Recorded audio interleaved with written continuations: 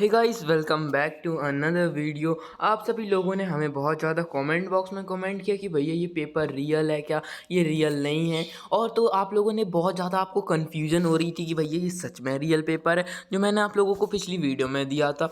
तो आप लोगों को मैं क्लियर करना चाहता हूँ। जैसे कि आपको पता होगा कि यूट्यूब पर रियल पेपर तो नहीं डाल सकते, मतलब वो पेपर जो था 80% जो था रियल पेपर था। और ये वाला पेपर भी मतलब 90 के बीच में ही रियल हो सकता है आप लोगों का। मतलब कि जो हर ज़िले में अलग अलग सेट आने वाले हैं ना, तो आप लोगों के मतलब आधे ज़िलों में मतलब 52 डिस्ट्रिक्ट्स हैं, उनमें आधे आधे मतलब 3-4 सेट बनाकर उन लोगों ने बांट दिए। तो अगर आप लोगों के यहाँ ये जो जो अभी मैंने ये वाला सेट डाला है वो अगर फंस गया तो बहुत बढ़िया है, और फुल सॉल्यूशन के साथ आएगा ये वाला वीडियो। तो चिंता करने की ज़रूरत नहीं है, सॉल्यूशन ढूंढने की भी ज़रूरत नहीं है।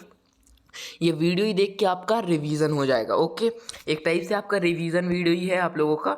तो चलिए सबसे पहले हम अपने एमसीक्यूज ही देख लेते हैं। तो सही विकल्प चुनकर लिखिए। प्रकाश वर्ष किसका मात्रक है? तो वो बच्चों दूरी का मात्रक है। किसी गतिशील पिंड के लिए शून्य हो सकता है, तो वो त्वरण शून्य हो सकता है या विस्थापन। तो इसका आंसर होगा विस्थापन शून्य हो सकता है। ये आंसर गलत लगा हुआ है यहाँ पर, त्वरण। फिर अधिकतम दूरी तक प्रक्षेप करने हेतु प्रक्षेप कोण होना चाहिए, तो वो होना चाहिए 45 डिग्री। आप लोग ने, मैं एक बढ़िया सा एग्जांपल दे सकता था लेकिन अभी टाइम थोड़ा कम बचा है क्योंकि आप लोगों का पेपर जल्दी ही है। ठीक है, फिर आप लोगों का है चौथा वाला क्वेश्चन कि दो सदिश हैं आपके ए व बी जिनके मध्य थीटा कोण हो, तो इनमें परिमाणी सदिश का परिमाण क्या होगा? तो इनका होगा √a² + b² + 2ab and cos theta. ये इसका आंसर हो गया। अब आ जाते हैं पांचवें वाले क्वेश्चन पे। पांचवा क्वेश्चन हमसे क्या कह रहा है? एक वस्तु एक समान वेग से गतिशील है, ठीक है। निम्नलिखित में से कौन सा कथन सत्य है? कि देखिए कथन कितने दिए गए हैं, दो कथन दिए गए हैं। पहला कथन पढ़ते हैं, उस पर परिमाणी बल शून्य है। हाँ, परिमाणी बल शून्य होगा, एक समान वेग से है तो, ठीक है। और उस पर कोई त्वरण नहीं लग रहा, ये भी है। तो दोनों कथन जो है हमारे सत्य है, दोनों कथन सत्य कह रहे हैं। फिर है अप्रत्याश संघट्ट में संरक्षित रहता है। तो देखिए संवेग संरक्षित रहता है। संघट्ट के दो प्रकार होते हैं, देखिए एक तो होता है प्रत्यास्थ संघट्ट और एक होता है अप्रत्यास्थ संघट्ट।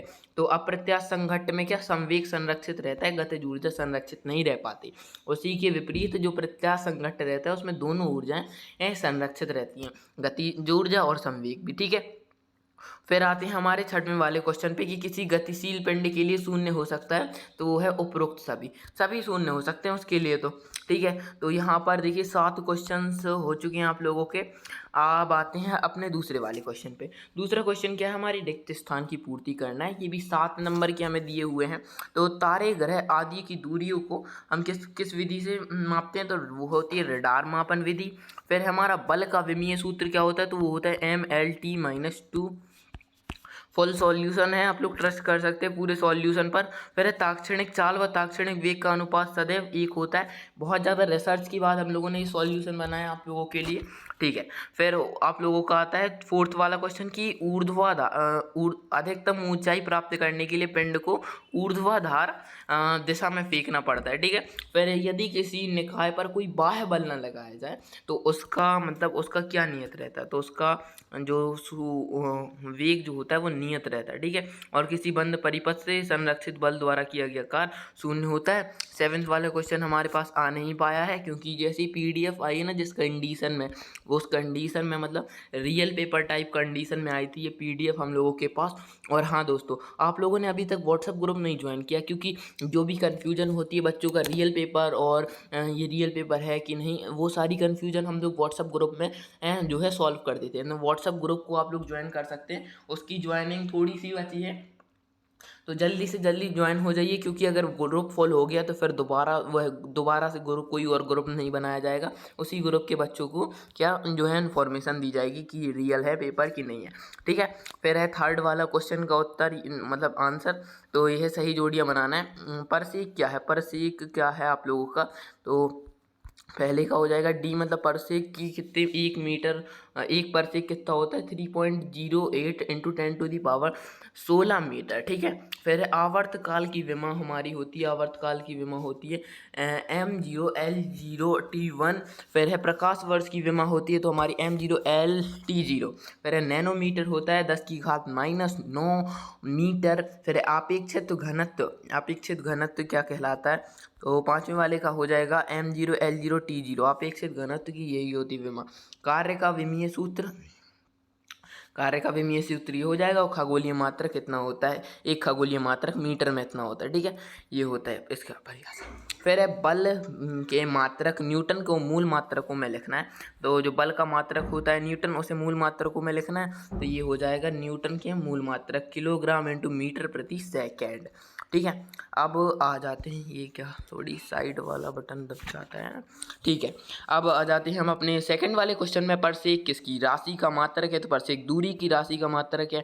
फिर नियत वेग से गतिशील वस्तु का त्वरण क्या होता है, तो वो 0 होता है। फिर आप लोगों का आ जाता है किसी सदिश ए की दिशा में एकांक सदिश लिखिए, तो ये आप लोगों का एकांक सदिश हो जाएगा। फिर है प्रक्षेप किसे कहते हैं, प्रक्षेप की परिभाषा ये हो जाती है जब किसी पिंड को एक प्रारंभिक वेग से ऊर्ध्वाधर दिशा में भिन्न किसी दिशा में फेंका जाता है तो उसे प्रक्षेप कहते हैं। ठीक है, फिर हमारा संवेग का एसआई मात्रक तथा विमीय सूत्र लिखना है, तो संवेग का एसआई मात्रक होता है किलोग्राम मीटर प्रति सेकेंड, और इसका विमीय सूत्र ये हो जाएगा। फिर आप लोगों का शक्ति का एसआई मात्रक और विमीय सूत्र पूछा है, तो शक्ति का एसआई मात्रक होता है वॉट, और विमीय सूत्र होता है ML2T-3। ठीक है, फिर आता है हमारे फिफ्थ वाला क्वेश्चन, विमीय विश्लेषण की सीमाएं, मतलब विमीय विश्लेषण की कमियां बताना है सिंपल। तो इसका आंसर क्या होगा, हमारा विमीय विश्लेषण की सीमाएं इस प्रकार से हम लिखेंगे, निम्न है कि इस विधि में विमाहीन राशियों का मान ज्ञात नहीं कर सकते, इस विधि में त्रिकोणमितीय लघु गणितीय आदि वाले समीकरणों को ज्ञात नहीं कर सकते। फिर आता है हमारा सिक्स्थ वाला क्वेश्चन, तो उसमें है सिक्स्थ वाला क्वेश्चन में हमसे क्या पूछ रहे हैं कि अपेक्षित वेग किसे कहते हैं।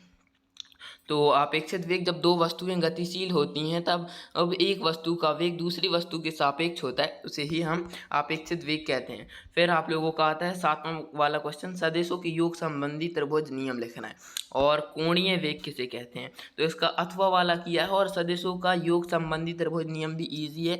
इसमें क्या है, यदि दो सदिश होते हैं, जो जैसे दो सदिश हो गए ए व बी, तो इनका जो योग होगा वो जो त्रिभुज की तीसरी भुजा होती है उसकी योग के बराबर होता है, मतलब दो भुजाओं का योग तीसरी भुजा के बराबर होता है। योग संबंधी नियम भी इजी है, इसलिए मैंने थोड़ी टफ वाला किया है। कोणीय वेग, तो वृत्तीय गति करते हुए कण के कोणीय विस्थापन के समय के साथ परिवर्तन की दर को कोणीय वेग कहते हैं। मतलब जब वृत्तीय गति करता है कोई कण तो उसका कोणीय वेग के मतलब के समय परिवर्तन की दर को ही हम कोणीय विस्थापन के समय जो उसका परिवर्तन की दर होती है उसकी, उसे ही कोणीय वेग कहते हैं। इसे ओमेगा से प्रदर्शित करते हैं, इसका सूत्र होता है रेडियन बटे सेकंड। फिर आठवां क्वेश्चन है हमारे, एक न्यूटन को परिभाषित कीजिए। तो इस एक न्यूटन भी थोड़ी इजी सी परिभाषा है कि आप लोग लिख सकते हैं कि 1 किलोग्राम की वस्तु को खिसकाने में 1 मीटर खिसकाने में जितना बल कार्य करता है उसे ही हम 1 न्यूटन कहते हैं। और अब यहाँ पर संवेग की परिभाषा आ जाती है, तो संवेग की परिभाषा इस प्रकार लिख सकते हैं हम कि वह मात्रक जिसका उपयोग गैर शून्य द्रव्यमान वाली किसी वस्तु की गति को स्थिति का वर्णन करने के लिए किया जाता है संवेग कहलाता है। मतलब जिससे गैर शून्य, मतलब जो शून्य नहीं है उनकी गति का। फिर है संवेग संरक्षण का नियम बताना है, और जड़त्व से आप क्या समझते हैं। तो हमने इसमें क्या किया है, इसमें हमने जड़त्व किया है। संवेग संरक्षण का नियम भी क्या रहता है कि हम क्या उसे संवेग को ना ही मतलब हम क्या संवेग को ना ही उत्पन्न कर सकते हैं और ना ही नष्ट कर सकते हैं, मतलब ऊर्जा को ना ही उत्पन्न कर सकते हैं ना ही नष्ट कर सकते हैं, उसी को संवेग संरक्षण का नियम कहते हैं। अब आता है हमारे जड़त्व से आप क्या समझते हैं। जड़त्व से इस प्रकार से हम समझते हैं, लिख सकते हैं कि हम किसी वस्तु का वह गुण जो उसकी गतिज अवस्था में किसी भी प्रकार का परिवर्तन का विरोध करती है जड़त्व कहलाती है। सिंपल सा आंसर। फिर है प्रत्यास्थ संघट्ट से आप क्या समझते हैं। प्रत्यास्थ संघट्ट वह संघट्ट है जिसके टक्कर के बाद वस्तुओं में रेखीय वेग और गतिज ऊर्जा दोनों मान संरक्षित रहता है, इस प्रकार की टक्कर को प्रत्यास्थ संघट्ट कहते हैं।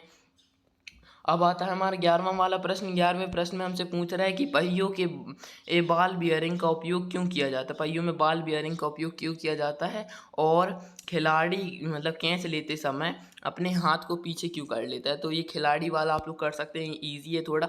क्यों, मतलब इस प्रकार से हम कह सकते हैं खिलाड़ी तेज़ी से गति मतलब समय अंतराल कम करता है और उसके फलस्वरूप जो है हाथ में चोट कम लगती है। सिंपल सी, आप लोग इसको थोड़ी सी समझ लीजिए, बाकी आप अपनी भाषा में तो आंसर बना ही सकते हैं। फिर आता है 12वां वाला प्रश्न।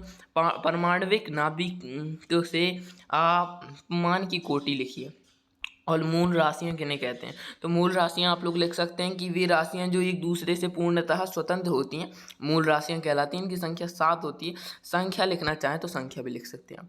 बहुत एक समीकरण, इसको सिद्ध करना है, मतलब शुद्धता की जांच करना है। तो इस प्रकार से शुद्धता की जांच करना आती होगी, वेरी सिंपल विधि है। और इसको इस प्रकार से आप लोग शुद्धता की जांच कर सकते हैं, LHS equal to RHS। Okay, फिर आते हैं 14 वाले क्वेश्चन में कि एक समान तथा परिवर्ती त्वरण की परिभाषा लिखना है। तो इसकी परिभाषा ये हो जाती है, किसी वस्तु के त्वरण को एक समान त्वरण, मतलब एक समान त्वरण की यदि समान समय अंतराल में वस्तु के वेग में समान परिवर्तन होता है, चाहे समय अंतराल कितना भी छोटा क्यों ना हो। मतलब कि जो समान समय अंतराल में जो परिवर्तन हो रहा है वस्तु में, समान परिवर्तन होता है, उसे ही एक समान त्वरण कहते हैं। परिवर्ती त्वरण कहते हैं जिसमें असमान परिवर्तन हो रहा हो, वह परिवर्ती त्वरण कहलाता है। फिर हमारा 15वां वाला क्वेश्चन में हमें 25 मीटर सेकंड से गतिशील कोई 60 किलोग्राम का पिंड पर 50 न्यूटन का मंदन बल लग रहा है, इसे रोकने में हमें कितना सेकंड लगेंगे। तो इसे रोकने में हमें 30 सेकंड लगेंगे।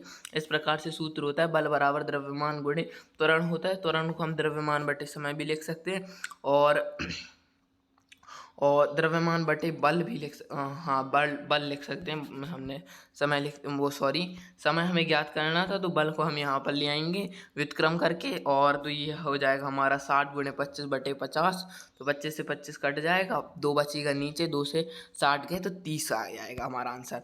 फिर है शक्ति के लिए P इंटू वी को स्थापित करना है। तो इस तरह से आप लोग आराम से स्थापित कर सकते हैं, इसका आप लोग स्क्रीनशॉट ले सकते हैं, ठीक है। अब हम आ जाते हैं 17वें वाले क्वेश्चन में। प्रक्षेप गति किसे कहते हैं। पृथ्वी की सतह से किसी कण के ऊपर फेंके गए प्रक्षेप के लिए उड्डयन काल प्राप्त कर और अधिकतम ऊंचाई व क्षैतिज परास के लिए सूत्र स्थापित करना है। और हमें क्या करना है, सिद्ध कीजिए कि एकांक त्रिज्या वाले त्रिभुज वृत्तीय गति से रेखीय विस्थापन को कोणीय विस्थापन के बराबर होता है। तो रेखीय विस्थापन को हमें कोणीय विस्थापन के बराबर बताना है। और कलन विधि का उपयोग करके त्वरित गति की शुद्ध गति समीकरण ज्ञात करने। तो मतलब जो 3 गति के नियम होते हैं उन्हें कलन विधि का उपयोग करके सिद्ध करना है, ठीक है। तो इनका आप लोग स्क्रीनशॉट ले सकते हैं। अगर स्क्रीनशॉट नहीं लेना है, इनकी PDF हमारे पूरे व्हाट्सएप ग्रुप पर मिल जाएगी आपको, तो उसको जाकर ज्वाइन कर सकते हो। लास्ट टाइम पर क्या पता फुल आपके पूरे ज़िले का, मतलब पूरे मध्य प्रदेश में एक ही पेपर आया, वो पूरा पेपर हमारे व्हाट्सएप ग्रुप में लीक हो सकता है। तो जल्दी से जाकर व्हाट्सएप ग्रुप को ज्वाइन कर लीजिएगा, ठीक है। और ये 19 वाला रहा, संरक्षी बल और असंरक्षी बल को वो करना है, हमें अंतर बताना, अंतर स्पष्ट करने। तो ये सारे अंतर है, और ये पूरा का पूरा सॉल्यूशन मैंने आपको वर्ड टू वर्ड एक्सप्लेन करके समझा दिया है। आई होप आप लोगों को वीडियो पसंद आई होगी। अगर पसंद आई है तो इस वीडियो को लाइक कर दीजिएगा, चैनल को कर दीजिएगा सब्सक्राइब। मैं मिलता हूँ आप लोगों से किसी नए पेपर के साथ, रियल सॉल्यूशन के साथ। ओके, व्हाट्सएप ग्रुप ज्वाइन करना ना भूलें।